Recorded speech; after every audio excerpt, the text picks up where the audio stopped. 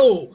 Hello! And welcome to episode 9 of Bxb'S Bits and Bobs. We are flying blind this week because I decided not to do show notes. So no scripts. Normally everything is scripted out. You think we're just spontaneous. We're not. We're just really good performers. It takes me hours. I write this detailed, long scripts out. The guys are very good at following the directions, I have to say. Everything is planned to the letter, but not this week. This week, you're going to get us unfiltered and unscripted. I hope you're excited. Because I know I am. How are you guys? They don't know what to say. They don't know what to say because they don't have a script. I was just thinking how funny it'll be because it'll probably be no different to normal, won't it? When we no different at all. I don't know what to say. Just stare into the camera. What do we do? What do we do? It probably just means 90 minutes of wrestling chat, yeah? Yeah, that's pretty. Yeah, that's the unscripted bit. Is the wrestling? Yeah, I'm drinking beer. This is my chill. I've had a long ass week. I was working today. I don't. You guys talk about amongst yourselves. I don't care. I'm gonna have beer. It's fine. What have you been playing this week, Adam? So this week I have been playing. Don't hijack my show. Who said you were going to do that? Oh, I said you could do that, yeah. Yeah, you did. You said it just now, remember? I'm trying to blow out everybody's headphones as much as possible right now. I'm hoping to cause, like, tinnitus or deafness or, like, I'm trying to create as many disabled people. And, my plan is to cripple the NHS and to cripple the government with so many disabled people that they can't handle it. You don't and it's just going to bring down the government. I don't think crippling the NHS would cripple the government. No, they accelerate their schedule. Yeah, no, that is fair. That is fair.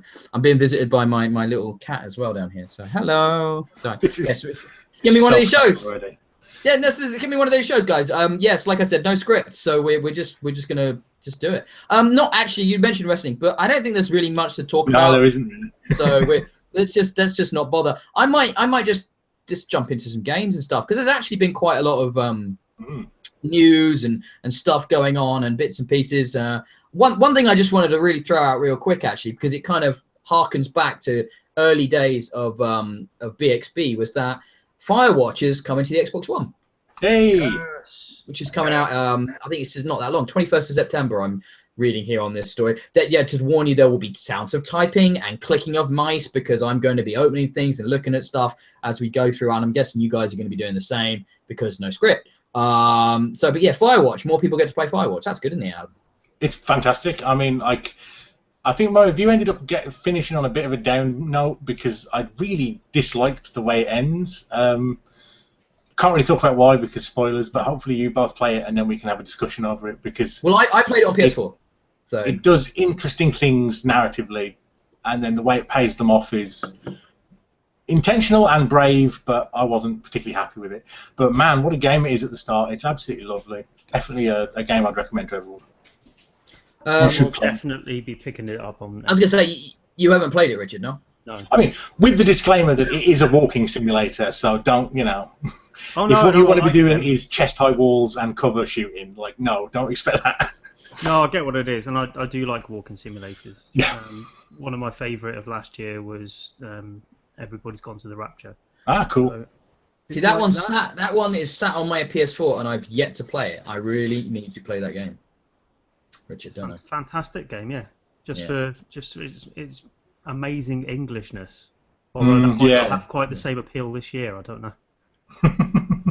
So yeah, a couple of things I want to mention about this Firewatch, and we might talk about it more obviously after it comes out. But there's going to be like an audio tour, which the Capisanto are putting in. So you're talking about the ending and stuff. I'm guessing they'll address that, and that'll come up in there. Yeah, cool. Basically, the commentary that they're putting in, and they're also putting in a free roam mode.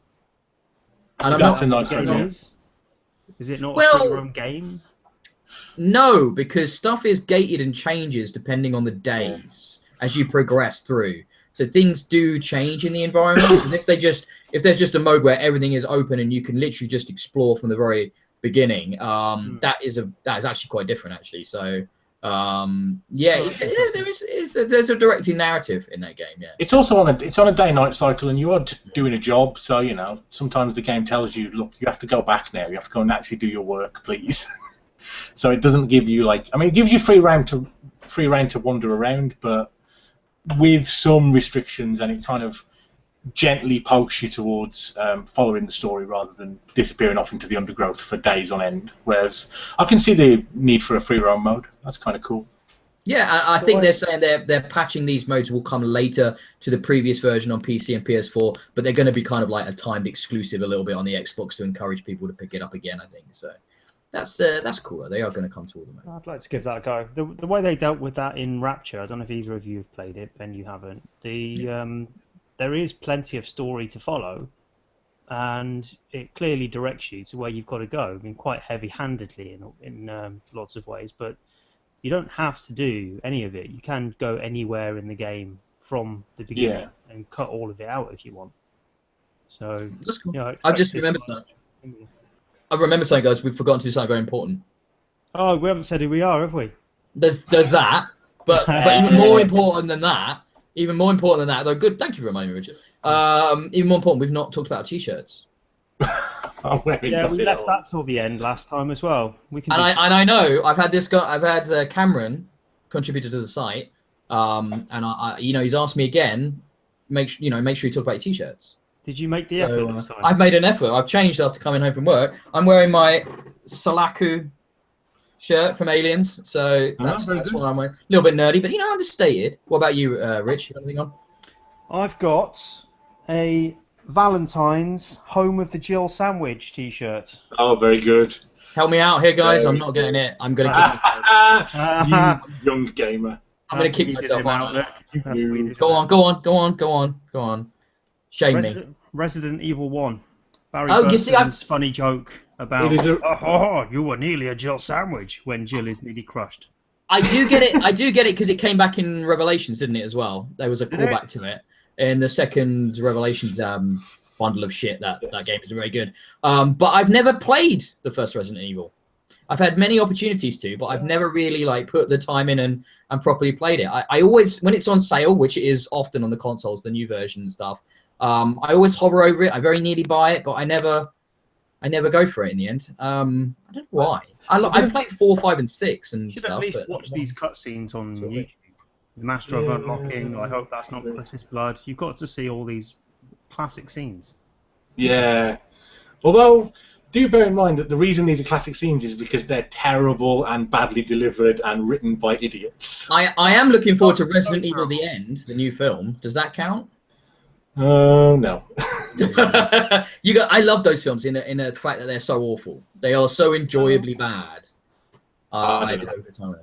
No? It would actually be a sort of interesting experiment to see if Resident Evil 1, to someone who's never played it before, holds up at all. Because I actually wonder whether it wouldn't be an awful gaming experience nowadays. Especially if your entrance point was 4, which was sort of the point when it abandoned everything that was Resident Evil. See, this is my fear because like I said, I've read about it a lot. I know a lot about it, and stuff from just being in gaming. And finding, Biohazard's development and all that sort of stuff kind of interesting. And the unreleased sequel that never happened and how it morphed into another game and all that. I found all that really interesting. But, yeah, what puts me off is the idea of tank controls and inventory management and all of that. I don't know. Anyway, those were the dulcet tones of Adam Breeden, who is the PC editor. This is Ben speaking, Ben Hall speaking, the editor-in-chief. And Richard is about to speak. I've just done my t-shirt.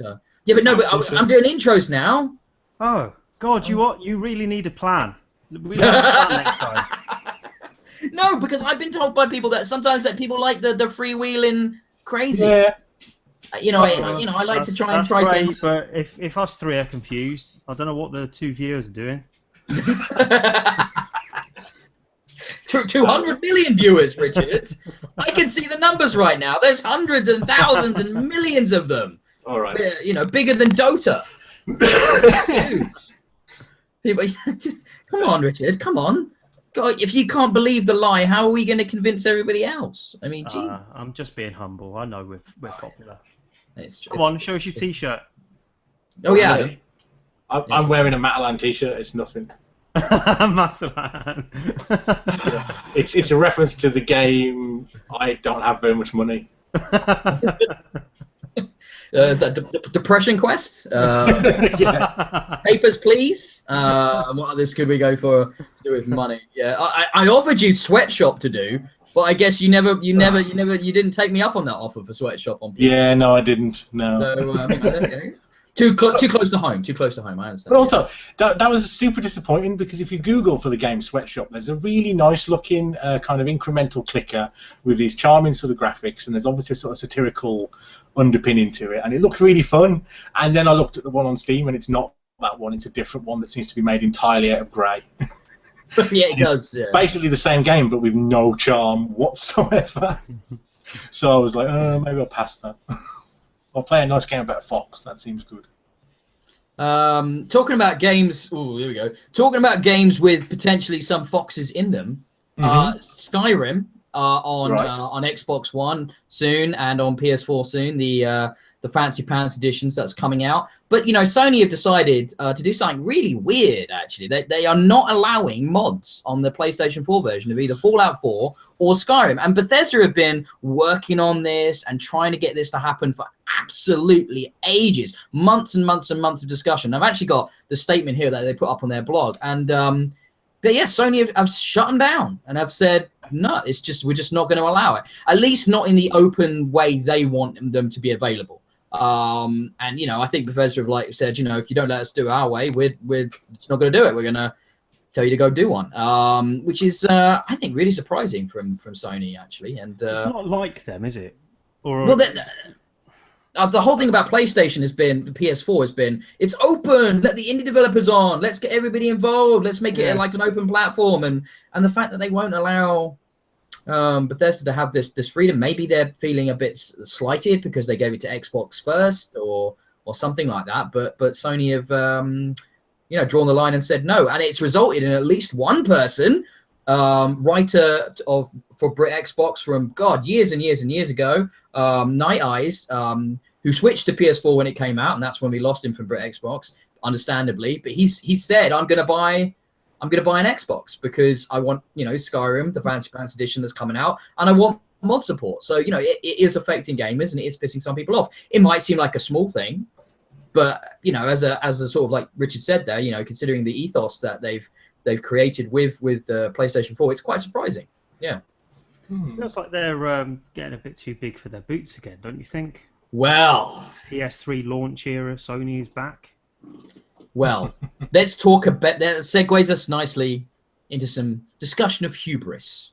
A couple of large tech companies this week have, I think, shown off some amazing levels of hubris. Let's talk about Apple first before we talk about Sony, because yes, there's lots to talk about. Apple and no more wired headphones, guys. At least I should say no more 3.5 mil jack. Yeah. Because we can do that. Because we're courageous, you know. We're courageous. We are. You know, French people in the trenches in World War I, charging down German machine gun nests. We're courageous because we're taking out the 3.5. It's what you need. You got to have the courage to make this change. To take this 3.5. No, you just want to make money. That's all you've got to do, guys. You just got to want to make money. Lots and lots of. Oh yeah, you guys own Beats, don't you? The biggest, you know, the most popular sort of retailer and manufacturer for Bluetooth headphones. Hey, weird. How strange that you want to get rid of the 3.5 mil jack. What a shock. I think there's more to it than that as well, though, isn't there? Because the 3.5 mil jack was also the only kind of publicly known input and output port on the platform that you could actually interact with. Like, there was a lot of kind of non-proprietary devices that plugged in through that, and I think this is just Apple they want full control of everything. I mean, you look at like the iTunes store, which is very much a kind of walled garden where they have complete control over everything that gets, like, every piece of software that gets run on their device. Now they want control over every piece of hardware as well, so it's all going to be like proprietary systems now, and you're going to need some sort of dev license presumably if you want to make anything that interacts with the iPhone at all, which is a shame. I think, you know. Well, there's only negatives for customers here. Only negatives. More importantly, they want to make the phone thinner, Adam. How can you forget it's about making the phone thinner? The phone's thin enough. Everyone's asking for that, aren't they? I don't understand the appeal of a thin phone. No, me neither. I mean, I've got the last model, the 6S, I want to say, and that's already, like, you know, perfectly thin enough. You know, it doesn't need to be any slimmer. It makes them lighter, doesn't it? Like, a light phone's good, I suppose, but I don't agree, actually. I No, I quite sort like of to agree, have a bit actually. of heft to my phone so I know where it is, you know? Yeah, and if you've spent 600 quid or whatever it is, if you buy an unlocked one, you want to feel like you've actually bought something, Yeah. And I find a bit of like, strong industrial design, something with a bit of heft to it. Maybe this is just because we're old blokes, maybe, guys. I mean, I don't wear a lot of skinny jeans. I don't wear a lot of pairs of skinny jeans, I'll be honest. And therefore, maybe if I was one of those millennials that did that, maybe I'd appreciate something that was wafer thin in my jeans. Wafer. Wafer thin. Yeah, little reference. You did just remind me of something. As a pure aside, all three of us sat here right now with these big bin headphones on. I guarantee if you crack every set of headphones we're sat here with on our heads open, you'll find small weights in each earpiece. They actually add weight to headphones to make them feel more substantial, because the technology you need to reproduce sound is light as a feather, and so to make it feel like a substantial purchase, so you can sell it for £40. Weight is deliberately added during manufacturing. So it's all a big con. We're just a bunch of stupid consumers. It's a science called haptics that I'm very interested in, because it relates to like how design interacts with human beings, and I find that interesting. I wouldn't be surprised. I had a similar theory about the Xbox Elite controller because it's substantially heavier, and you just I think that's probably true. It's full of rocks or something. Yeah, wouldn't all surprise me. Yeah. But it's all the metal that's in there, Richard. It's all the high quality metal that to make it. Yeah. And lead. Lots of lead. Just full of lead. Because they make good controllers from lead. I don't know. But yeah, I mean, so Apple did that. I mean, other things they've added, the new camera. It's the home button's no longer a physical button. It just screams. It's like we need to innovate for the sake of it because we've run out of ideas. Yeah. And that's what it seems to be. I mean, it's difficult for me to gauge because I'm one of those weird people that buys window phones. Do I think people? No, I don't. I don't think it'll have much of an effect on sales, to be honest. Not more than what we're already seeing. People are already trending away from the iPhones and moving towards the other options as it is in the market. And I don't think this will pull anybody back. But I don't think it's going to necessarily drive people away. They're going to be putting a lightning adapter in the box anyway, so that you can use your 3.5mm wide headphones. Whatever you like, that's not going to be a big difference. That's fine, but it still means you can't actually charge your phone while using it. Yeah. Yeah, no, sure. I mean, I recently, it's interesting because I recently, I had a pair of 120, 150 pound in-ear headphones that broke on me just after a year of use. And I was like, this happened like literally a few weeks ago. And I was just like, fuck that. I am never spending that kind of money on headphones again. That's just ridiculous. It's a fool's game. I mean, what kind of an idiot am I for doing that? So I went on Amazon. I looked up a bunch of products. Went and looked at a few review sites as well, and went after a pair of very, very, very well reviewed Bluetooth in-ear headphones for 20 quid. And I've been using them for about a week. And I don't often write reviews on Amazon, but I was inspired to just by how surprisingly good they are. And I left, a 5-star review for the product amongst hundreds of other 5-star reviews. And it's like, so you can go out and buy yourself a pair of pretty decent, very cheap Bluetooth headphones now. The technology's got to a point where the price has fallen way off on it. I remember when I last looked at Bluetooth a few years ago, you couldn't do that. There was no way.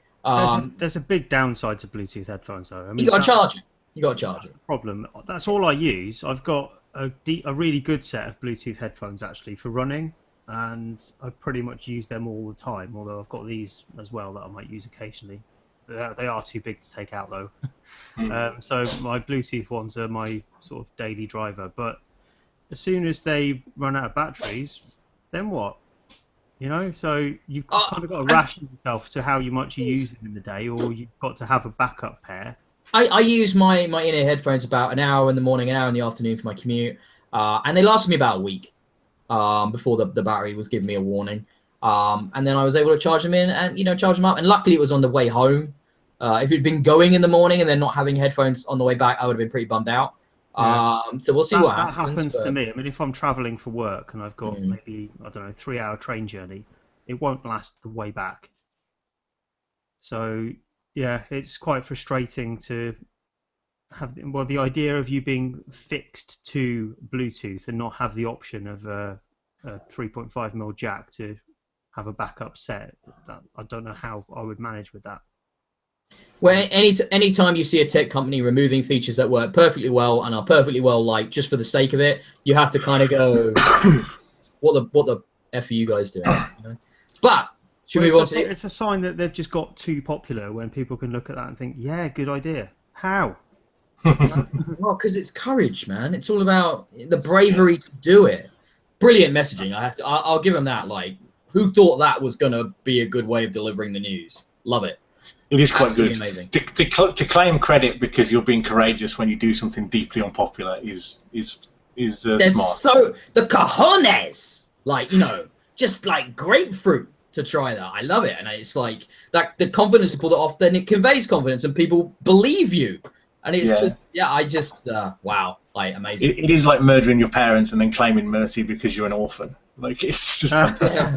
Yeah, that's a good way of putting it. I like that. Do you think anyone will follow suit? I mean, I can't see that they will because no one's got quite the walled garden that Apple have.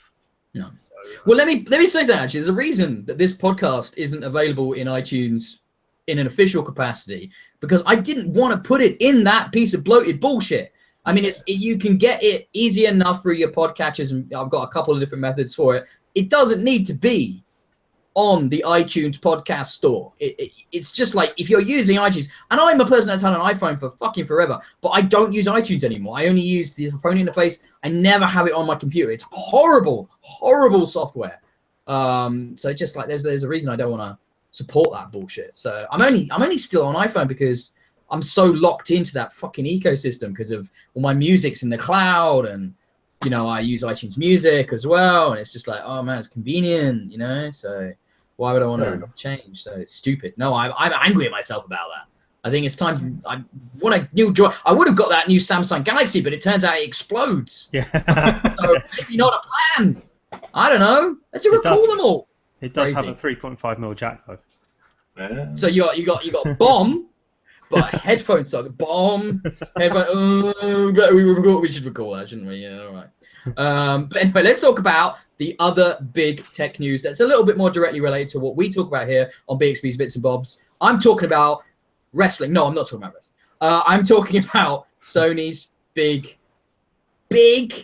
announcement that happened. That happened in the week. Right. Well, I was expecting a 2-hour thing, right? For a start, I sat down. I'm like, tell the wife I'm going to be watching this thing. It's going to probably run to about 10 o'clock. You'll have to put off watching the Bake Off, you know, without me. You know, I want to watch it too, but I'm going to have to watch this because it's important for the site, and I'm going to do a write up and stuff. And it's like, oh wow, it's done in 45 minutes. Okay, cool.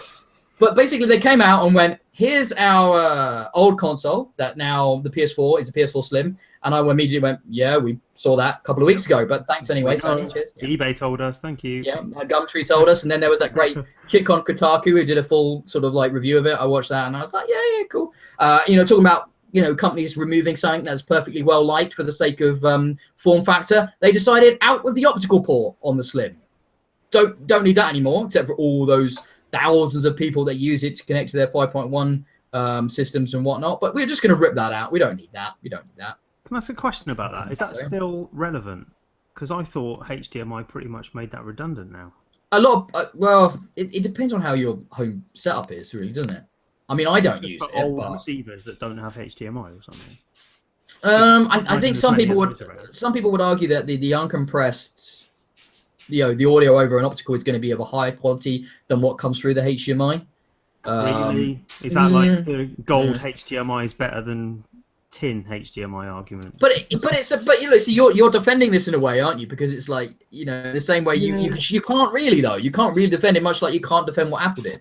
So it's a similar. I think it's different with Apple. I mean, I might be wrong, but my opinion of optical outputs is that they're redundant now. They don't serve any purpose when you've got high definition audio through HDMI. Then, Richard, why is there an optical port on the PS4 Pro? I don't know. I don't know. See, so they put one on the Pro, but they've taken it off the Slim. So let's talk about the Pro. So what was known as Project Neo has now got an official name that looks like they Googled Pro, found a little logo, and went, we'll use that. And that's the branding they've gone for. It's like about 4.2 teraflops of power. I think I saw, whatever the fuck that means. I will tell you it's 1.8 teraflops less than Project Scorpio. Yeah, I don't know what it means, but I was going to say, yeah, that means it's about 50% more powerful. Well, the Scorpio will be 50% more powerful, yeah. But So you know, it's interesting, but it's also like whatever, because we don't really know what Scorpio is. But let's talk about the Pro. Focus on that a little bit. So they did this presentation. It was massively underwhelming. They showed a bunch of mostly games we've already seen and that are already out on this generation of hardware. And they told us over this compressed, shitty stream that on 4K it looked really good. Oh, it's the thing. I didn't understand what the point of this exercise was, because the whole idea of this console is that, yes, the resolution's so much better, the color scaling is so much better. You've got brighter whites, you've got darker blacks, and so much more definition in between. See what we mean on this webcast. It was hilarious and mind blowing, and like why are they trying to do this? I mean, it's like the whole idea that these new consoles are going to be great on 4K and HDR, but what about the games? I mean, things look good already in 1080p when you can get it to 1080p. That's something they're struggling with on the current generation of hardware, to get 1080p in 60 or even 30 frames. So it's like, you know, if your games are currently at 900 or even 720 and at 60, you know, the compromises you hear about every time a new big franchise gets released, you know, Gears of War is going to be 30 in single, but it's going to be 1080, but then it's going to be 900 in multiplayer, but it's going to be locked at 60. And you're like, well, how about we talk about how this shit at 1080 is going to be optimized before you tell me about how I have to buy a new fucking TV? They because kind of hinted that there's going to be a similar sort of uncertainty around PS4 Pro releases. The improvements that will be evident won't be the same improvements across the board. Sometimes it might be resolution, it might be 4K, or maybe less. Or frame rate, or did you hear about the rumor that they might be charging people to pay for a patch for the existing games, and so that they can get them at the new resolution on the new hardware? So, for example, you own Uncharted 4, but you want it to be as bells and whistles on your PS4 Pro. You might have to pay to make that happen. So you're essentially buying a like visual upgrade pack. Yeah. That's the Nintendo philosophy. That just seems sure how that sells. That's a difficult sell. For example, I don't think Microsoft would ever try that. Where they are currently in the market and the way they've been marketing how it's games across all the hardware, I just can't see them doing it. They absolutely wouldn't. No. I think this has lost PlayStation quite a lot of goodwill. I mean, looking at the specs, the fact that they've said no UHD disc support in the console, a 1 terabyte hard drive, it's crazy, man. Ticket item thing that you would take for granted in this device. It's worth pointing out that it doesn't have that. It cannot play 4K Blu-rays. That seems ludicrous to me in a device that I didn't know that. Oh my god. It's unbelievable, isn't it? From if you think back to the PS4 launch, when their big announcement was, yeah, we're still going to sell you discs. We're not going to restrict you to digital services and have that behind DRM. You can just get discs and swap them with your mates. Yeah. You can't even use the console that is designed for 4K. You can't play 4K discs on it. Unbelievable. I think Xbox One S does have a 4K drive. And that's not even the 4K and the top spec console for Xbox. And the Xbox One S I bought had a 2 terabyte hard drive. How is there not a 2 terabyte hard drive going to be in the Pro? I mean, to put a 1 terabyte drive in there, I understand how easy it has been historically to swap out the drives on PlayStations. But how can you not be putting that in there at this price with this SKU, with this is the ultimate, gaming thing? It's just like, what is that, man? It just seems mental. They're selling it as a premium product, but in almost every category, you think, really, is that all?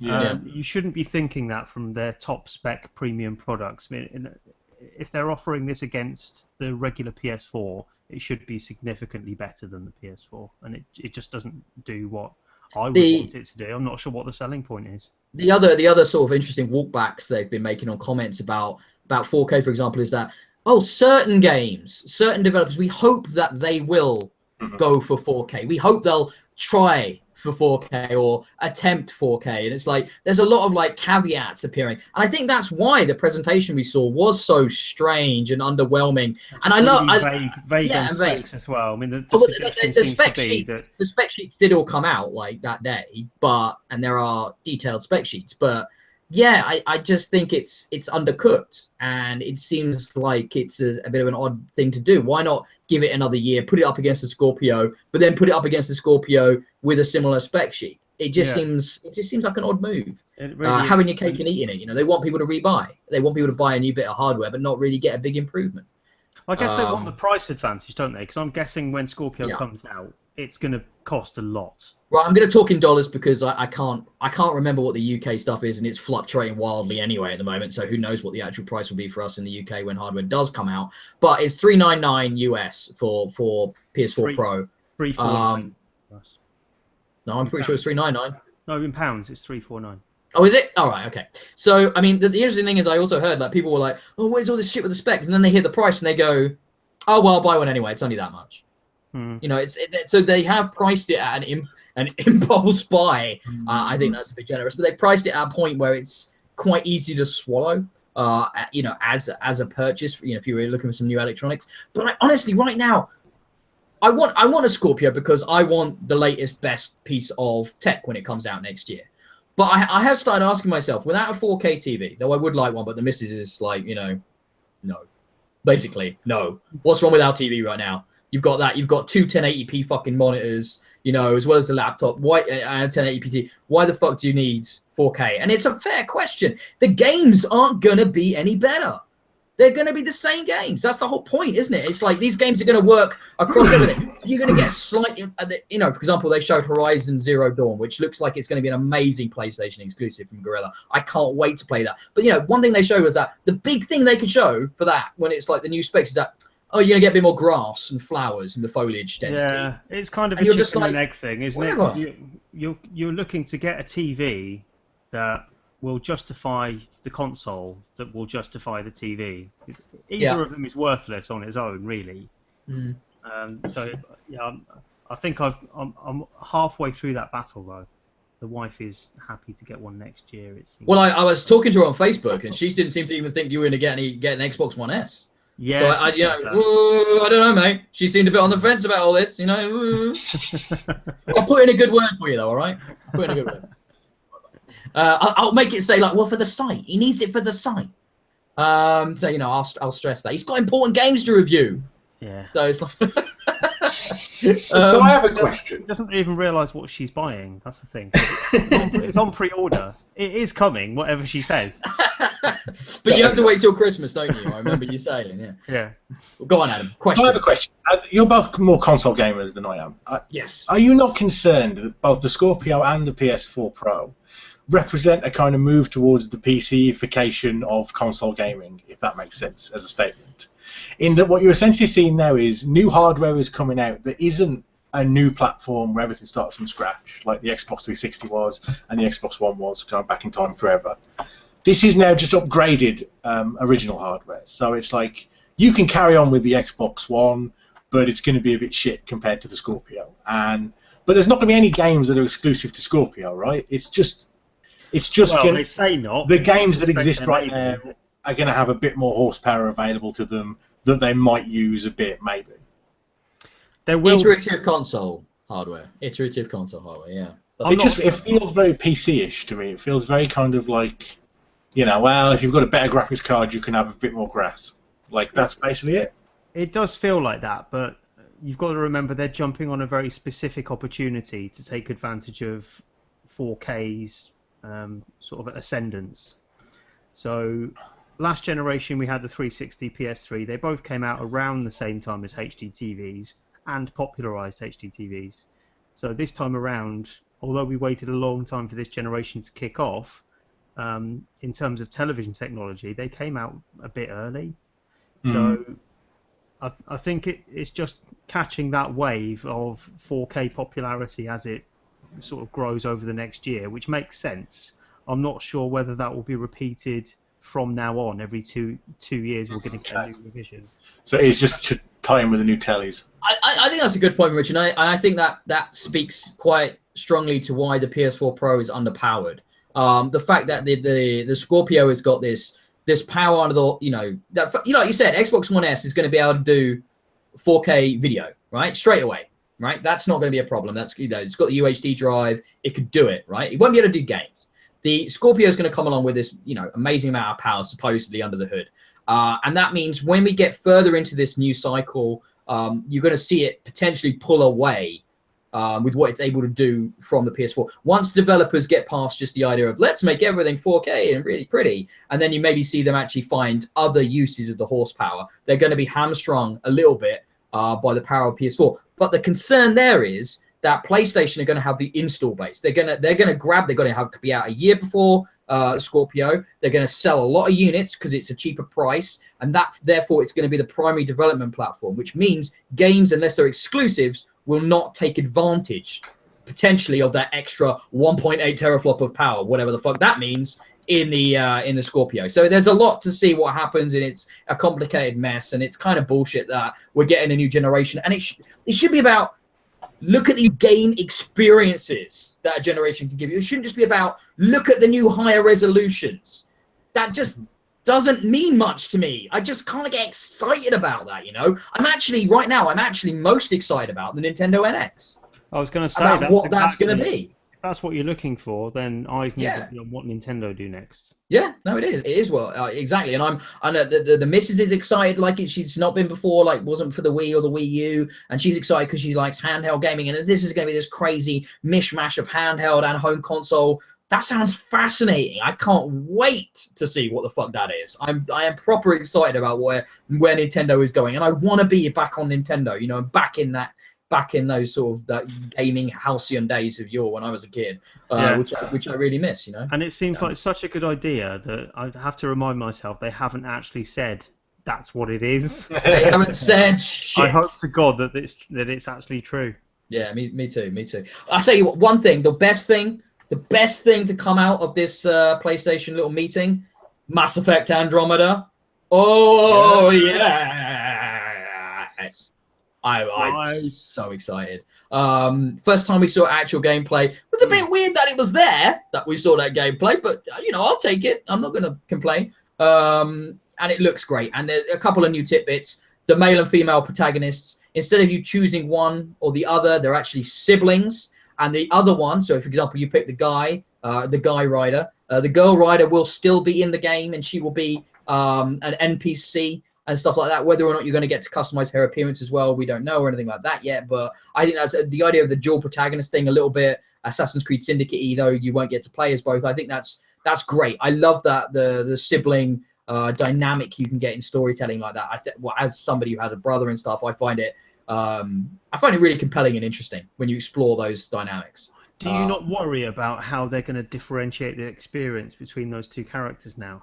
Because I don't think they will. I think depending on who. If they're siblings rather than the same character with a different gender, presumably they're going to have different character story arcs. They're going to go. No, I don't think they will. I just think they'll swap it because I don't think gender matters in Mass Effect. They've already kind of shown that it is totally unimportant for the story. That characters should interact and react to you in the same way, regardless of gender. That's exactly my point. That's exactly my point. That's how Mass Effect should be. So it's just slightly concerning to me that they might. You're worried they'll go the other way, and yeah. Well, we'll see. I mean, hopefully that will stick to its early next year release window. Now that we're actually seeing it, I mean, it looks really nice. I mean, they said it looked great in HDR and 4K. Who the fuck knows if it did? But I'm sure it did. It looked lovely. It looked pretty good on the stream. So yeah, it looked great on the 1080. Well, I say 1080p stream. It wasn't, was it? It's like what res are we getting that streaming? It was. I watched it on YouTube for Christ's sake. It probably looked like crap. So the funniest thing about that stream was the HDR stuff, where you could actually see the difference. And you're like, fuck off, it's fixed then, isn't it?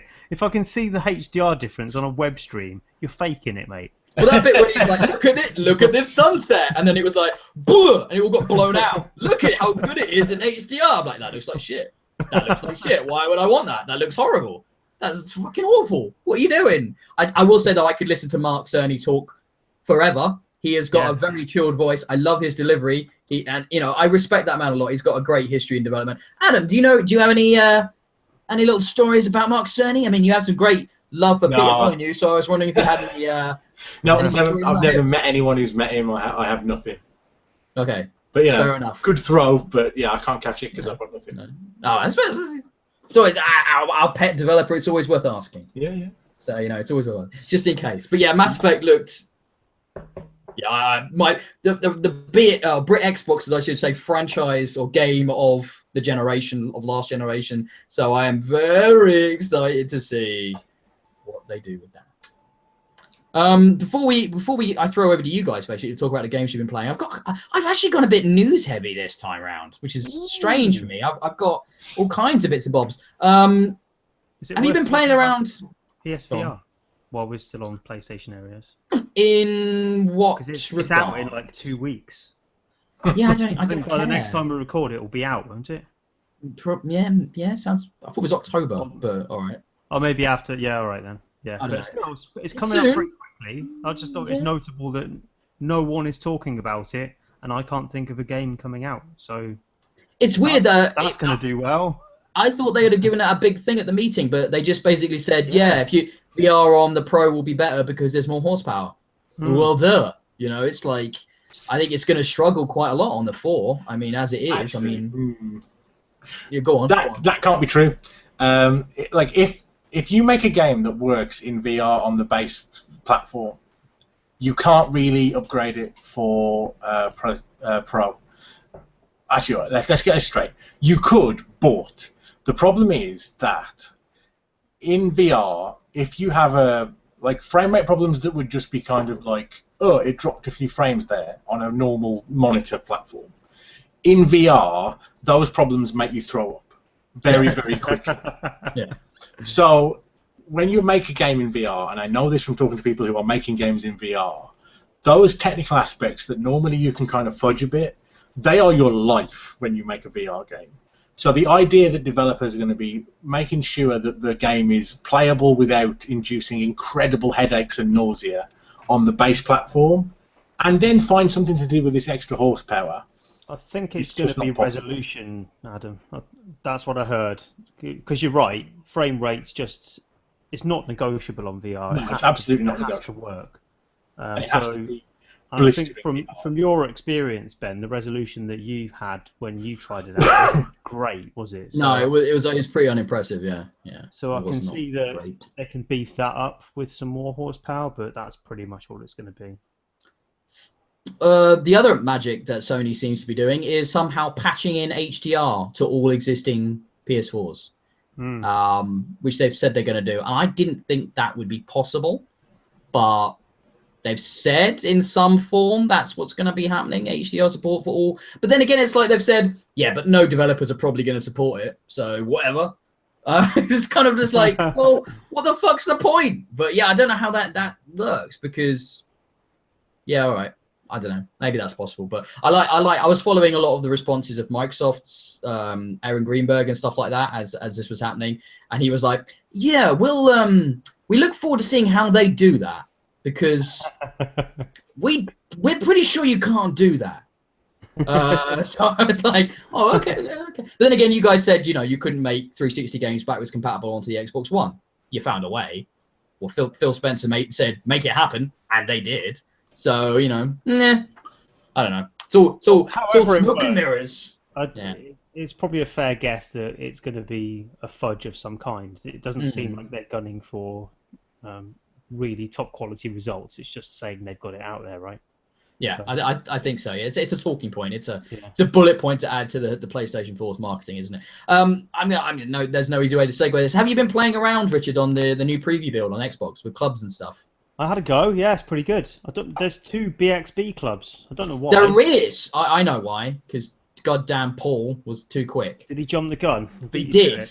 He did. But I mean by minutes because I was on there the first night on that, and he fucking grabbed that, and I'm like, you shit. And so I had to put like a disclaimer to say this isn't associated because I didn't know it was him at the time. He had a private club set up, and then he's put a thing in his description. Basically, as soon as it goes public, the option to delete the club and the option to rename it isn't there right now. It's all in preview, but he's gonna sort it out for us. So don't worry about that. But yeah, we have an official Bxb club now on Xbox, much like there is. What do they call them on PlayStation? There's an equivalent, isn't there? In the friends communities. Yeah, we have a Bxb one of there. So feel free to join on the PlayStation. And unless you're in the preview build on Xbox, you won't be able to do that anyway. But I think it's a nice idea, and it connects to this kind of looking for parties thing for multiplayer, and gives you like a little community hub if you want, for whatever reason, for it can be game specific, or for in our case, website specific, which I think is nice little feature and seems to work quite well. Obviously, it's preview and there's a few bugs and problems in there at the moment, but I was enjoying messing around with it. I really like the idea of it. The look for group feature is the big one for me. I thought that was a great idea. Well, occasionally, if you just accepted my party invites to play games with me, Richard, you might not actually have to look for random people to play games with. Just saying. You do watch a lot of TV. So, that's fine. I do watch a lot of TV. I've set up my looking for group, and my criteria is not Ben. Not Ben. That's fine. I'll go watch. Ben's group. That's fine. You can shun me. That's not a problem. I might not send you any more really cool games to review, like the one you're currently playing, and we'll talk about shortly. But that's fine. That's fine. We can restrict that. That's not a problem at all. I did want to mention before I let you talk about that. I wasn't able to keep the habit. I've been pulled back into a certain game, Richard. Destiny. I'm back in Destiny. Yeah, I'm back. I put about 3 hours in last night, and right now I want to be playing it and not talking to you guys. I'll be honest with you. Do you know what I'm doing right now? I'm farming engrams, so that when the new content comes out, I can cash them all in and get a bunch of higher light new drops. So I'm currently It worked with the last one, so maybe it will. Yeah, so I'm just running the strike playlist and farming the engrams, and I was looking at the old navigator, the map screen, and going, "Oh look, there's new locations." Because it's all up on there. You can't go anywhere yet, but there's like all the Rise of Iron stuff is starting to appear on there and stuff, and it's all very exciting. When do we get it? I think that's next 20th of September. Yeah, so I think it's next week. Yeah. Yes, I'm ready for that. I'm ready for more Destiny. I don't know why. It's been 2 years of the same game, ostensibly, which isn't even a great game. But I am. God damn it! The core shooting of that game is so good. So I'm running a strike playlist last night. I'm running a strike playlist, and I had to stop, and I came back, and then I ran the strike playlist again, and it did it again. I had that fucking Omnigul strike, right? You know the one. It's not a good strike, and yet I'm still enjoying myself, Richard. I'm still enjoying it. Playing with randoms, and I'm having a good time. It's weird, isn't it? It's a weird game. It is actually good shooting. And when a blue engram pops out, or a purple engram, or I had a couple of exotics pop for me last night as well. I'm like, oh, you have things. And I get all excited. Adam is just confused and dismayed. No, I'm not confused. It's just like, what the fuck is wrong with you people? I've listened to enough people witter about Destiny to recognise all the words. Don't worry. Well, recognise all the words and all the problems it indicates in those people's brains. Yeah. So that's MMOs, man. They get under your skin and they turn you into a husk of a man. It's fine. It's not even an MMO. Oh, come on. The content isn't even. Yeah, but I know what you're saying about the mechanics, but I'm not trying to defend it. I'm just trying to say I'm actually pointing out as a negative. It's like an MMO has content. An MMO has story and loops to it, and there's different locations. There are very few locations in Destiny. Right. There is no story. An MMO has that content for about 5% of its lifetime with most players, and then they get into the end game grind, and that's what Destiny is. Destiny just starts the end game grind much earlier. I think that's quite kind of you, but it's true. Yeah, it's true. I think we were just expecting. I think as console gamers, we were surprised by it. I suppose, don't you say, Richard? It was to have that kind of gaming experience. It's very different, but it certainly worked very, very well for them. So I'm very looking forward to Rise of Iron. Right, time for somebody else to talk about games. I want Adam to talk for a bit, Richard, because he's not said much. All right, so options. I can talk about lots of games, Adam. I could talk about any of the games I've reviewed for the site recently. You could. Many of which were sort of similar. Or there's a game I've reviewed today. I've submitted the text for it today. Or I could talk about the obsession that has taken over my life for the last week. Well, I So take your pick. I suspect the game you've done as a fun review, not code I sent you, is probably more positive than all the other ones I did actually. Yeah, it is. Yeah, it's 5 stars, Yeah. and it's I was pretty sure when I was playing it, it was going to be my game of the year, and then this week happened, and it's now going to be my game of the year in 2nd place. Bloody hell! All right, we'll talk about those two, and we can throw back to the other stuff if we want. So I have been playing Duskers, and I've been playing RimWorld. Let's talk about Duskers first. Duskers is a game in which... Sorry? You said Rim. I said Rim, yes. I did indeed say Rim. I'll say Rim a lot in a bit. So get it out your system. So Duskers is a sci-fi kind of survival game with a very sort of sci-fi horror sort of bent. You said bent! Bent. I'm going to just give up in a minute. I'm sorry. I only did that because Richard Children. queued it up with the I'm sorry. That no more. Talk about your bent rim. Right. Talk about your bent rim, Adam. Come on. Yes. Get on with it. Come on. So pathetic. Right. This is what happens when you've got no script. Yes. What happens? Duskers is like the best Event Horizon game ever made. Like, it's basically my claim. You know the opening sequence of Event Horizon, where there's a ship, it's disappeared for years, it's reappeared, no one knows what's happened, and they go on board, and fuck knows, could be anything in there. Duskers is that, over and over and over and over again. You are a spaceship, you have very little fuel left, you're in desperate straits, and you are surrounded by the lifeless husks of derelicts in these sectors, and you fly between them, and you send your little salvage drones on to board them, strip them of valuables, use it to try and keep your system going for another week or so, and move on to the next one. And so you're like this kind of nomadic team of robots, essentially. The thing that's special about Duskers, and why I'm so in love with it, is the entire game is played through a command line interface. Many of the people listening to this probably don't even really know what that means. Command line interface is DOS, right? It's type commands with a keyboard. So to board a spaceship, you will have a little schematic of the spaceship, and you will type A1, which will open airlock 1. And then you will type navigate 1 R3, which will navigate drone 1 to room R3. It's kind of like playing a game with that little BBC turtle that used to draw the lines on the floor logo. It's kind of like that. Like, you are essentially just typing these commands. And immediately what this means, it sounds very cumbersome, but what this means straight away is there is no distinction between in-game character and you sat at your computer screen. You are literally doing this. So amazing things happen. If you mistype a door you intend to open, well, then the wrong door opens. You know? And if shit starts to go wrong on a spaceship and you're panicking, you've got to type your way out of it. You've got to get the commands right. And you don't. You type navifate. And now the game just says, well, I don't know what that means. What do you mean, navifate? I don't have a command for that. Oh, shit, navigate. And so you get this like really nice sense of panic. Combine this with a game that paces itself exactly like the openings of all those films. You know, it's exactly like the style of Alien or like Aliens or anything like that. You have your drones. They have onboard cameras. You can switch to these camera feeds.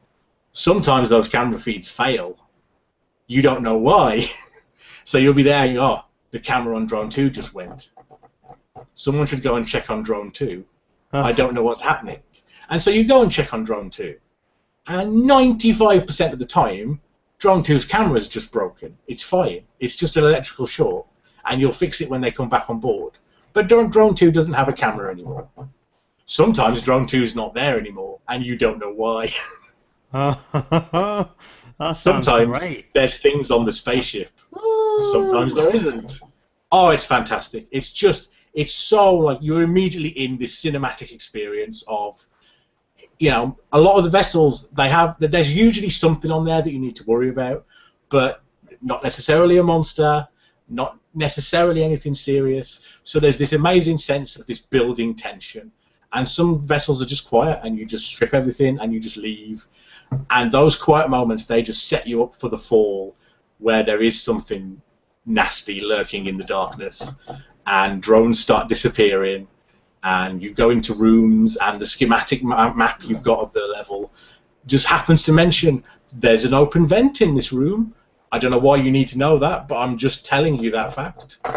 Just think about that for the next hour while you strip this spaceship of all its stuff.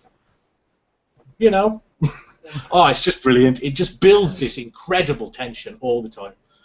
It's Sounds just like it's fantastic. got a fantastic atmosphere. What's the long-term objective then? Is it just clearing ship after Well, so ship? it's essentially, it's a roguelike, so the long-term objective is to survive for as long as you can. And as you board the ships, you can find like broken drones that you can tow back and then repair, and now you've got an extra drone on your team.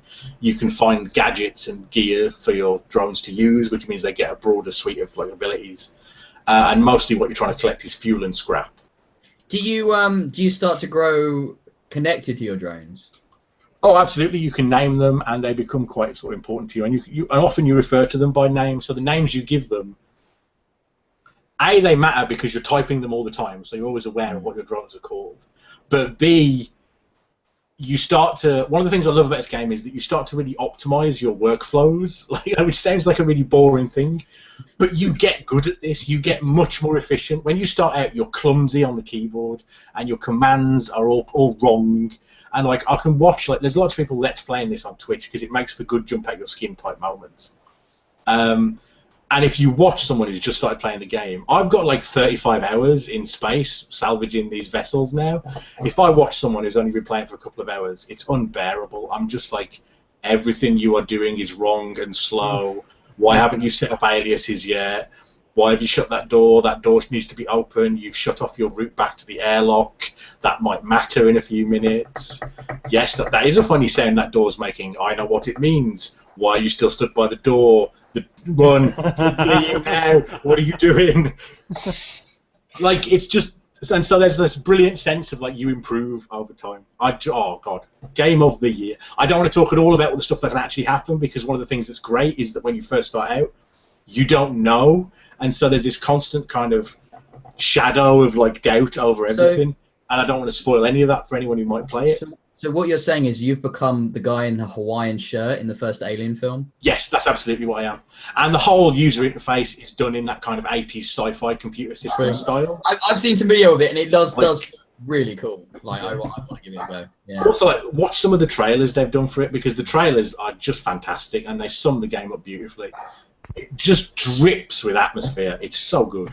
So this was Game of the Year, and it's now... was going to be my Game of the Year. It's now been kicked off with Game of the Year. And well, basically what happened is I got paid, so I bought 2 games I was really excited to play.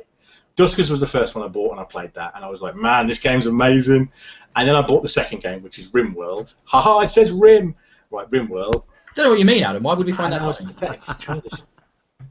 And this is like my Game of the Year. It's probably in my top 5 games of all time. All I have done for the last week is play this game till about 4 o'clock in the morning every night. I'm living a full teenage lifestyle again now because of RimWorld. Oh my God, RimWorld. Where do we even start to describe it? So it's another sci-fi game. You are a bunch of colonists who have crash landed on a planet, and it's like a management building type game. You have to construct a viable place for them to live, essentially.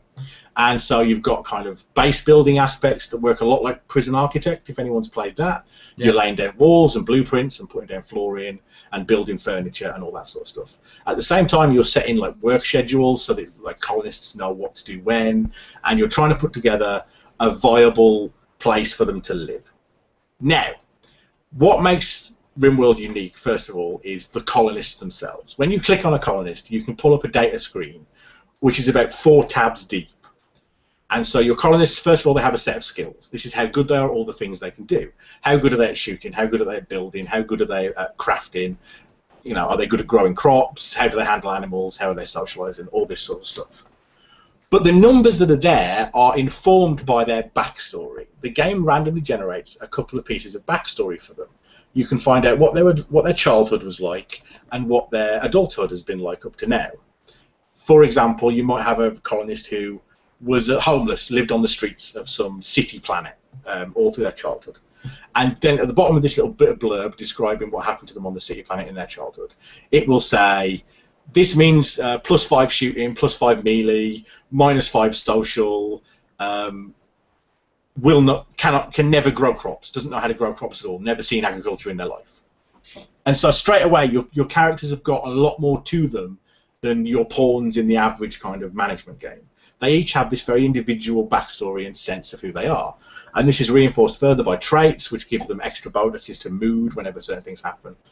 And so as well as managing your colonies like food and power and keeping everyone alive, you also have to manage your colonists' moods, because each colonist has different desires and they want different things in their life, and so they can become happy or sad. And if they become too sad, they can have mental breaks, which can be anything from going and sobbing in their room for a day and not doing any work, to grabbing the nearest weapon and going fucking postal through your colony. So you care about their mood. Their mood system is the most complex thing I've ever seen in my life. It's endless, the things you can see in the list of buffs and debuffs on their current mood number.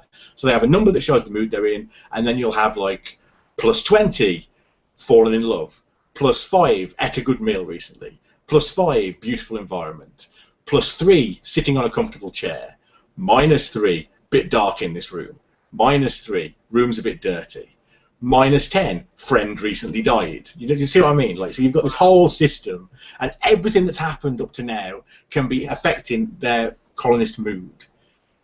That's just the system for running your colonists and their morale and their skills. Every system in this game is this complex. There are native animals on the planet. You can hunt them, you can tame them, they hunt each other, they hunt you if you let them. Sometimes they go mad and attack your base. When you tame them, like, if you tame chickens, they can lay eggs. If you have a male and a female chicken, they can lay fertilized eggs. If you incubate those eggs, they hatch and little chicks come out. You can sell those chicks, or you can let them grow up to be more chickens.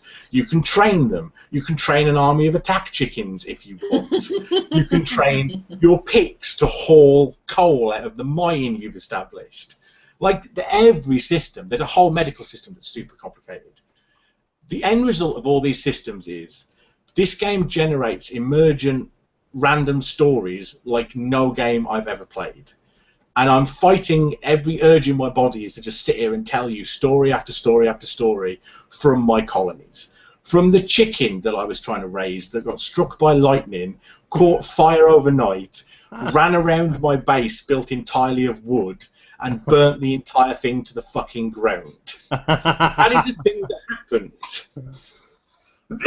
Or there's a colonist in my current game called Moss. He has the trait prostherophile, which means he really wants a bionic limb. If you look at his medical tab, before he even joined my colony, he has an old gunshot wound on his right leg. This gunshot wound causes him continual mild pain. He always has 5% in his pain tab. You don't have to do much work with that in your own head to kind of build a story about this guy who has been injured in the leg and now desperately wants it replaced with a bionic part so he can finally be free of this nagging pain that's been with him all his life. Like, everything this game does that sort of thing where it just generates these stories, and the more you look deeply into things and the more you invest in it, but the more it just returns to you with these brilliant things. What are some other great stories?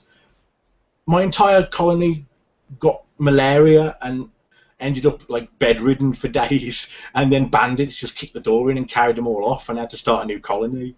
That's a thing that happened. Like, you can even, some of the stuff, I don't want to oversell that the game can get really dark, but it absolutely can get dark. Like, when my colonists all got malaria, for a while the cook was out of action, the guy who actually cooks the meals, and I didn't notice, and we ran out of food. And I only discovered we'd run out of food because I found all the graves I'd dug at the back. One of them had been dug up, and there was a half-eaten corpse sat on the dining room table.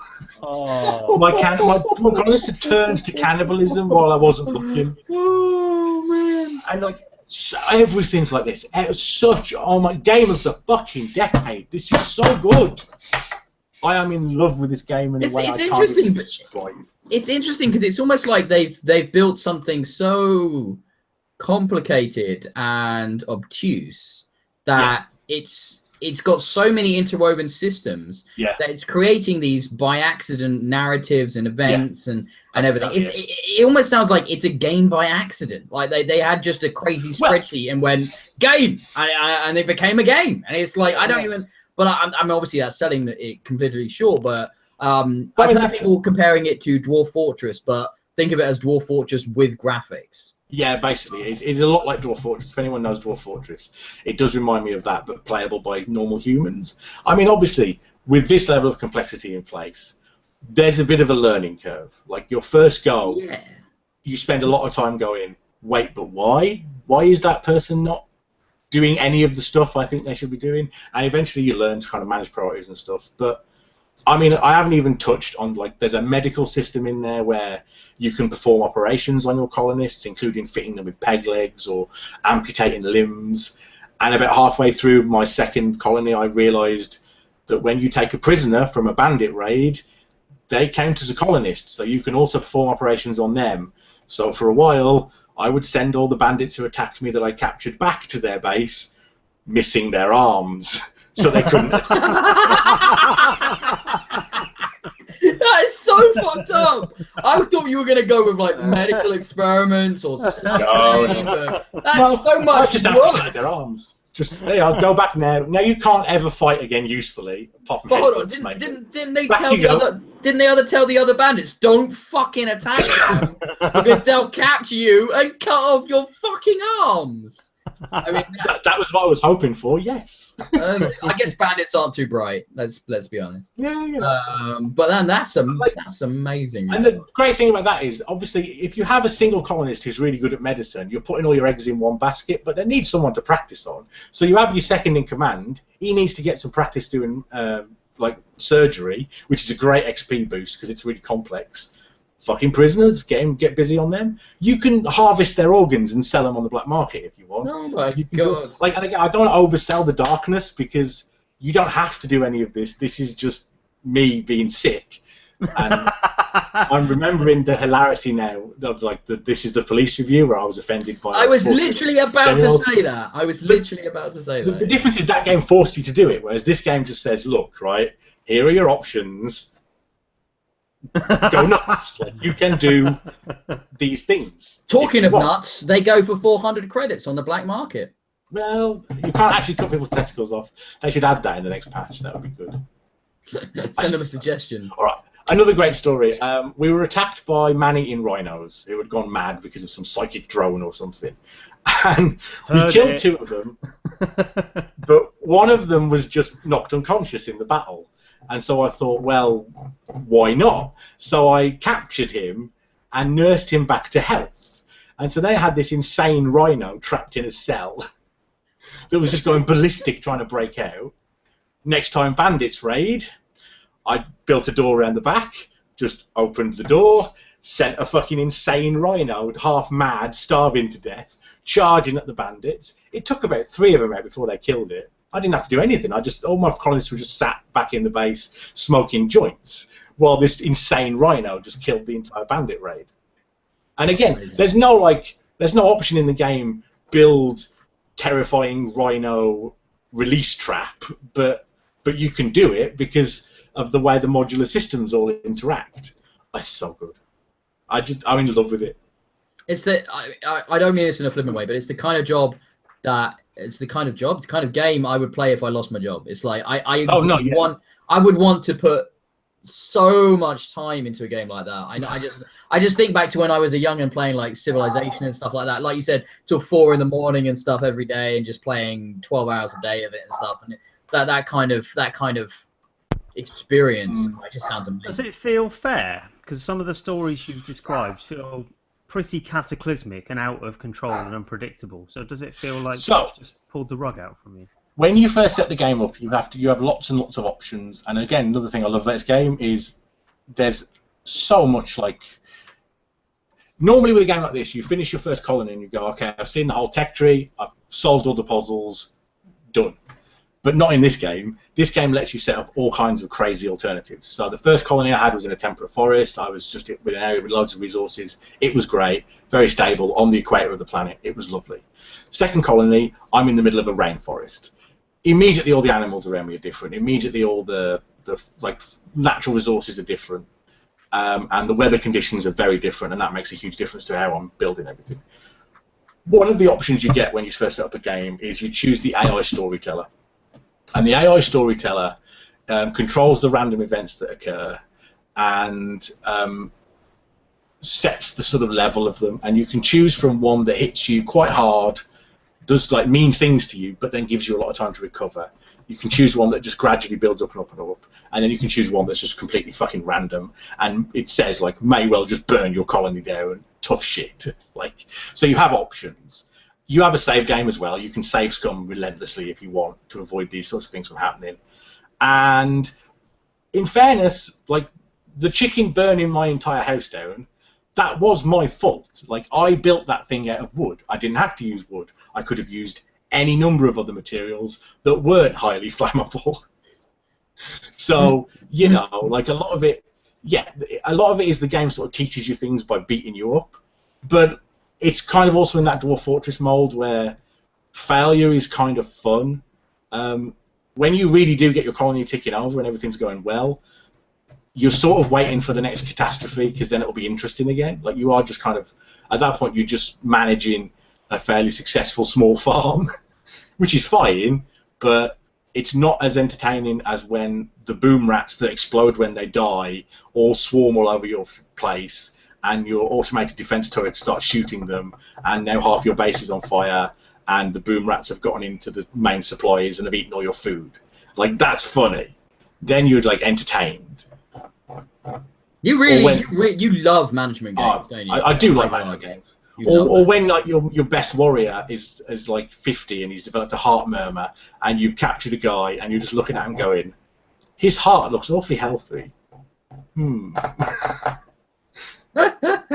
let out the inner Joseph Mengele, huh? That's what it's all about. Just let him out. Just let him out every so often. Don't not all the time. But, you know, sometimes you just got to let out that crazy scientist that wants to do experiments on people and carve them up. Man, that does sound really fucking good. Oh, it's just I'm thinking about taking a week off just to play that now. You said it's the sort of game I'd play if I lost my job. It's the sort of game where if I still had a job, I would have lost it playing it. Like, I'm deep in this now. Nice, that's good. I like that. Well, that sounds fucking amazing. You're going to write about that as well, do you think? Yes. I'm definitely going to write about this. Awesome. Well, Richard, you've played some games as well, yeah? Yeah. I've played a few. Now, yeah. I can't remember what you've been playing, to be honest. I can remember one of them, but you're just wherever you want to go, man, wherever you want to talk about. I've not played a lot in depth. I've jumped about a lot. I've got dead into Forza, because Forza 6 was free for a week. So I've been playing every Forza game ever. Just so you can burn yourself out entirely before Horizon 3 comes out. Yeah, well, it kind of got me really back into the franchise, and I think I had Forza 6 for like 4 days or something, and by the end of that 4 days, I still wanted to play. Right. And I've just gone back to Forza 1, which is free at the moment with Games for Gold. Forza Horizon 1. Sorry, yeah, Forza Horizon 1. Forza Horizon 2 I've been playing a lot of. Gone back to Forza 5. Just been playing the whole lot. Just trying to bump up my Forza Hub group rating or whatever it's called, so I can get good rewards when 3 comes out. So yeah, I've been really enjoying Forza. Played a bit. Damn good games. Damn good games. Battlefield with you. We had a bit of. Oh yeah, we did. Battlefield 1 beta. Yeah, we should talk about that a little bit, I suppose. We did play the beta, didn't we? Yeah. And surprisingly fun. I thought it might be a bit. I don't know. I'm not sure how I felt about it, to be honest. There was I can't remember who wrote this article, if it was Kotaku or Eurogamer. It's one of the sites I look at every day. But they wrote a really interesting article about finding it difficult to go back to a realistic shooter after playing Overwatch. And while I can I haven't played as much Overwatch as, say, yourself or as they have. I mean, for me, what it was I've been playing a lot of Battlefront and really enjoying Star Wars Battlefront at the moment. Really looking forward to the new DLC. And then you play Battlefield 1, and it just felt horribly punishing. And I was having real problems picking out enemies in the location. More of you. It certainly expects more of you. But I was just having trouble seeing enemies. I was having trouble just spotting enemies. on the map because it's so massive and everybody's so small and moving so quick and kind of camouflage and stuff. You know, I was just finding that kind of frustrating, to be honest. It's certainly not Overwatch where everyone's got pink clothes and green fluorescent lightning coming off them or whatever. Yeah, it's more of a paced game. It's not run and gun, not even like Call of Duty, which visually might appear similar. There is a lot more sniping, hiding in corners, working out team strategies, and some of the new additions they've brought in are fun, aren't they? Horses. The super horses. Yeah. Yes. Super horses that can jump up buildings and take tanks to kill them.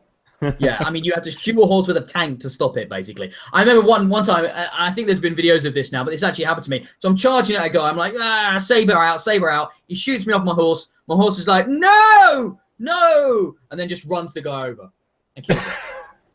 Like he was a truck or something. It's just like he just carried on, and the guy was just murdered by the horse. I've seen some like, pretty funny things with stuff. I saw a squad of 3 people, all with flamethrowers, all on the same horse. Like, what? Trio of flamethrowers.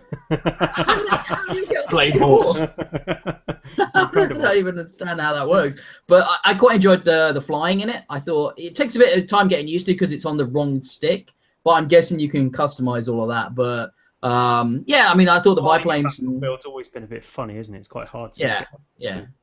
It's easier in Battlefront, but everything's easier in Battlefront. But yeah, I mean, it seemed alright. It seemed alright. I wasn't like massively in love with it. Put it this way, you know, if a review copy comes along, I'll give it a look. But I don't think it's something I'd buy at the moment. To be honest, there's so many other shooters I'm more interested in. I certainly won't be buying it. I really liked it, but I'm not going to be spending. I'm actually looking. I'm a little bit more into the idea of Titanfall and Call of Duty this year. I actually quite like the look of the new Call of Duty, probably because it is different to what they've done before. Well, obviously a lot of people are freaking out about that. I actually think it looks pretty cool. So I like the idea of Space Marines. Substantially different, or just? Yeah, I think there's quite a few bits they've changed with it. So yeah, I always enjoy. You always enjoy Call of Duty as well, Richard. Don't deny it. I haven't bought the last one yet. Or Black Ops. No, I haven't bought Black Ops either. But yeah, Advanced Warfare was good, wasn't it? I like that one. That was really cool. Ghosts. Anyway, what else you played? Been playing Call of Duty Ghosts again. No, you haven't. No. Don't do that to me, man. Like the 10th time through. Like, Jesus Christ, man. Fucking hell. You're literally the only person on the planet that likes that one, that Call of Duty. I'll tell you what. Nobody else. Go on. Black Ops 1. Not a joke. I saw you playing that. Yeah, I did see you playing that. Going retro on us for some reason there. Well, it's gone backwards compatible, and it was on sale. So I thought, I'll buy that. Get rid of my disc. I'll get it digitally. I'll play through it again. Still stands up, you know. Still looks good on the old Xbox One. Well, that's one thing we were talking about the new preview build. It's supposedly improved performance on a lot of backwards compatibility games. It's one of the things it's done. Like it improved a lot of the frame rates and stutter issues and stuff that, for example, Forza Horizon had. I was reading about that and stuff, so that's pretty cool. But I also heard it wasn't that those problems were already alleviated by the S, so I might not have noticed because I have an S. So right, no, they were pretty bad, and Black Ops was actually the worst. Right. Yeah, it was kind of lame in Forza Horizon. You'd get some stutters, but unplayably so in Black Ops for minutes at a time. So it's not good. That was bad, but I think that's. But you played it anyway because Richard loves the Call of Duties. Yeah.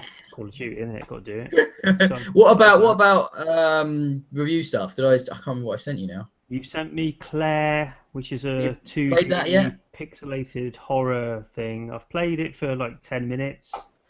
And I haven't done a lot so far, so it's probably not worth talking about. No worries. I've gone down a lift. I've tried to answer a phone. No one spoke at the other end, and I got an achievement. Creepy. That said the achievement is called "Who is Phone?" So that sets the tone for kind of a lackluster production, probably. I think isn't this the extended edition or something of Claire? I'm pretty sure it's like a special edition. Claire extended cut, whatever that means. Just not with the words that are needed to make a sentence make sense. No. They didn't extend the sentences. Who is phone is a meme, by the way. Oh, is it? Is it? Yeah. Oh, is that a thing? Oh, we're just old, Richard. I don't know where it's Richard, from. we're just old. It's fine. I mean, I've seen it on 4chan, but I don't think it's a 4chan originated. I think it's from somewhere else. Oh, okay. But yeah, there's a nonsensical story that people repost as a copy pasta that's just well, now that you've ends told me with it's a a phrase. Then who is phone? now you've told me it's a meme. I think it's hilarious. It sounds it's like the best game ever made. Yeah. Apart Absolutely. from Phoenix Wright. I've got the new Phoenix Wright. Hey! Which Our was first 3DS review. This Yeah. is going to be. That's quite a big deal. That's cool. Yeah, it's so good.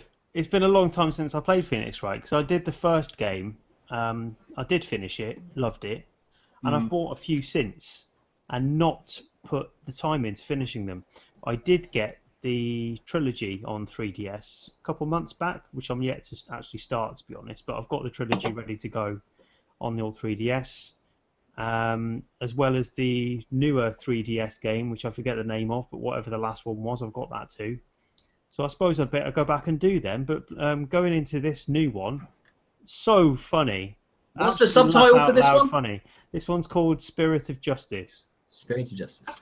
And keeping it topical, Phoenix Wright goes to a fictional country, looks kind of like Tibet, somewhere like that. And he walks into a courtroom. He's on holiday. He's there to see one of his mates, but he walks into a courtroom, and they don't like the look of him. They tell him he's not allowed in. Why can't I come in? He says. Because you're a foreigner. So there we are, 2016. And he gets himself embroiled in this court case because in this fictional country they don't allow defense lawyers anymore. What? Why would you have a court system at all? I'm really confused. To be fair, the Phoenix Wright games are not the best depiction of fair and well-balanced legal systems. No. No, but this takes it to extremes, and the mechanism for justice in this country is based on seances. So the final moments of a murder victim might be seen through the eyes of the victim, through a shimmering pool. So you get to see exactly what they saw in their last moments, and obviously there's no need for a defense attorney because you can see right there what happened. Right. But it has this interesting legal system where if a defense attorney does try their luck, they are convicted along with their client. And it turns out that Phoenix Wright's client is facing death. So it's quite dark for an opening case in this new entry to the series. But despite that sounds awesome. Yeah, but despite being utterly bleak, it's so funny. The characters that you see in this game, I think they were crazy in the first game, in some of the subsequent games, but this seems to take it to new levels, where you've got to cross-examine a monk, but this monk's kind of like a hippie type. He's got a mandolin type instrument, and he seems like all peace and love to begin with, and then you start pressing him and working out where he's lying and where he's trying to mislead you. And he just starts getting more agitated to the point that the mandolin, he has to plug it into big speakers and start defending himself through the medium of heavy metal. And You know, it's nice to know Capcom can't just really remake. It's quite nice that they're putting out something as weird sounding as this. That's cool, man. it's so weird and just so well written. I mean, it's not often you don't often think about who's doing localization in games, and for this you think good job, really good job of localization, because it feels really well tailored to what I suppose me as a British consumer. It feels like it's written for me. It's obviously not. So whoever's localized this has done a bang up job, and it's just hilarious all the way through so far. And the presentation is absolutely flawless, considering this is running on a 3DS.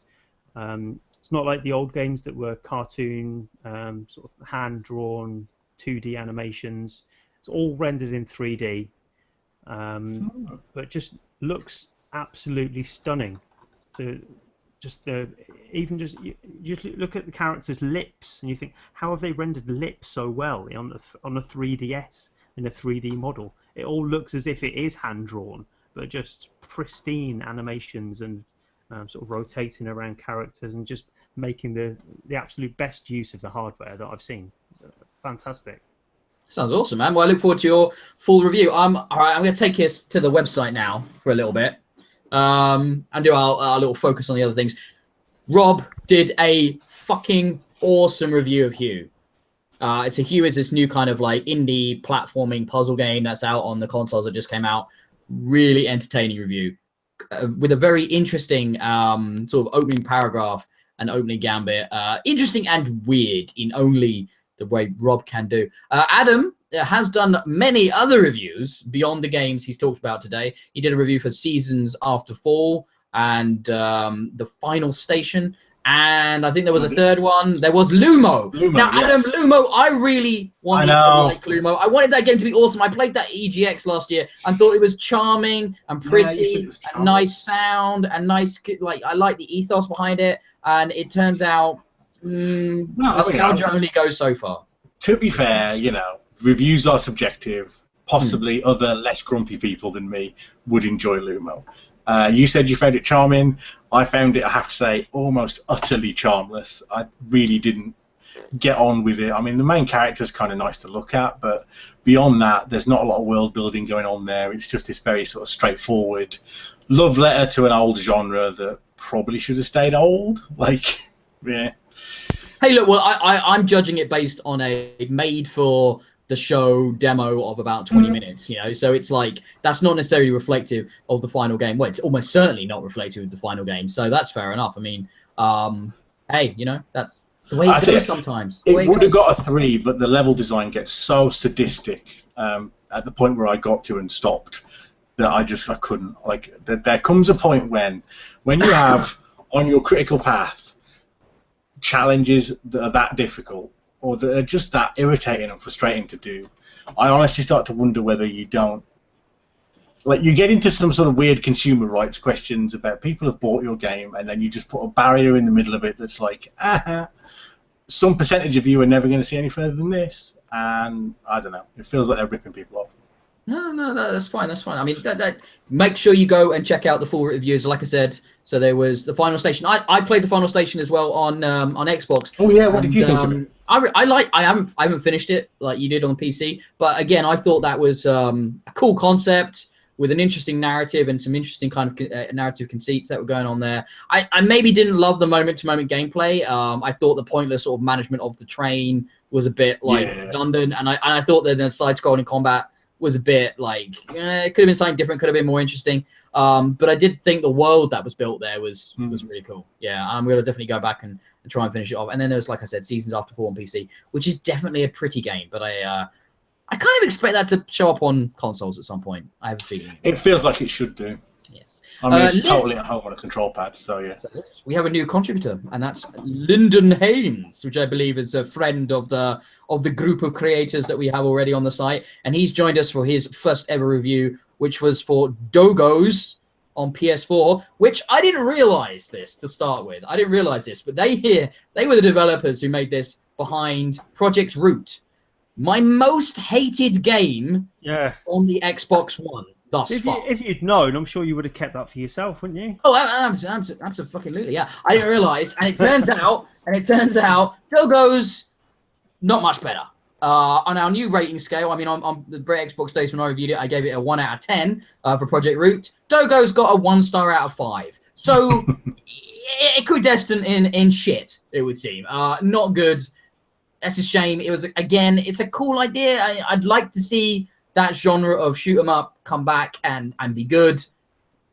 Lyndon certainly didn't think this one succeeded in that, though. So hey, check out his. Thanks for paying your dues, though, Lyndon. I'm sure the next one will be better, mate. I can't remember what I've given him. Actually, I've given him something. He's got Ocean Horn, hasn't he? Oh that's right, Oceanhorn, the port of the iOS game, like a console version of the iOS game. That actually looks pretty good, like a sort of like a Wind Waker Zelda-y kind of game. Yeah.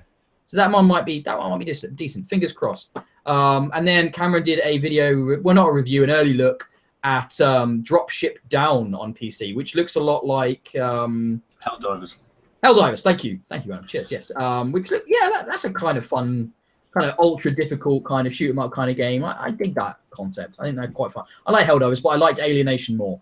I have to say that from Housemarque, I think that's a better entry into that sort of genre. And I think that kind of brings us to the end of this episode. A brisk 90-minute one rather than a 2-hour one. And look, guys, obviously the format of the show is a little bit different this time. If you've got any feedback or thoughts on the more freewheeling, maybe we're not covering everything as exhaustively that we've covered on the site in the last 2 weeks. We're just going to talk about what's a bit more topical. That's what we've gone for today. A bit more relaxed, less scripted.